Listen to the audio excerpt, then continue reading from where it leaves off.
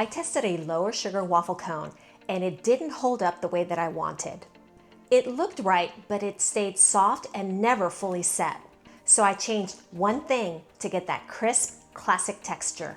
Hi, I'm Maria, and I've spent years refining simple recipes so they actually work with better ingredients. A good waffle cone should taste great, but it also needs to hold up when you scoop into it. And most recipes don't explain why that matters.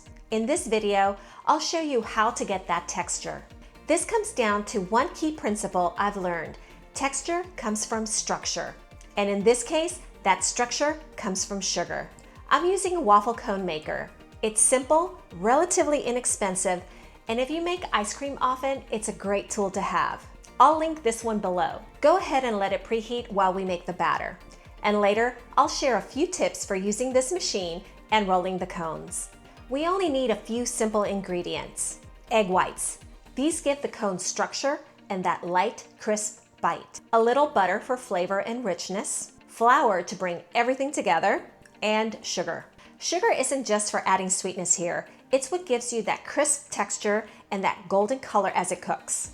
That's what creates that classic waffle cone snap. I tested zero sugar options like allulose and erythritol, but they stayed soft and never fully set. And that's because sugar caramelizes and helps set the structure as it cooks.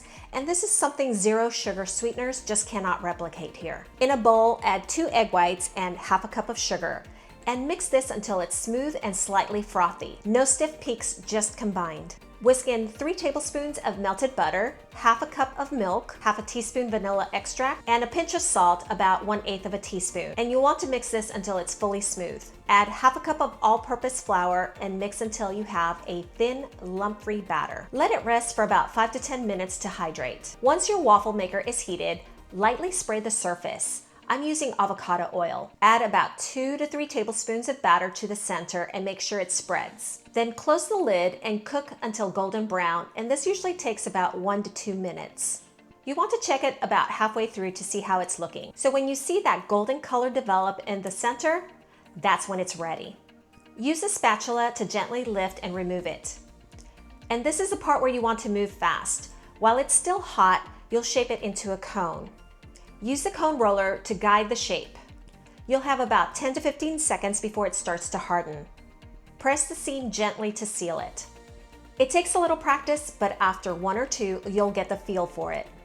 Let the cones cool completely. They'll crisp up as they set.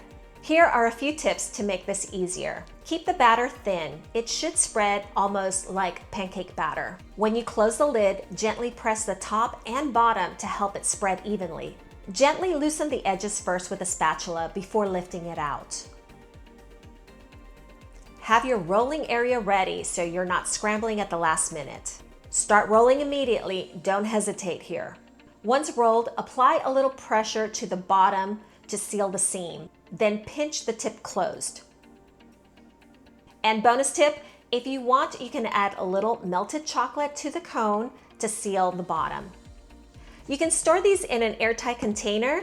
They stay crisp for several days. There's nothing like the taste of a homemade waffle cone. And once you understand how structure works, it becomes much easier to get this right every time. If you want something to go with it, check out my homemade ice cream recipes. Simple ingredients and great texture. Right here. If you enjoyed this recipe, hit like and subscribe so you don't miss the next one. I post new videos every week.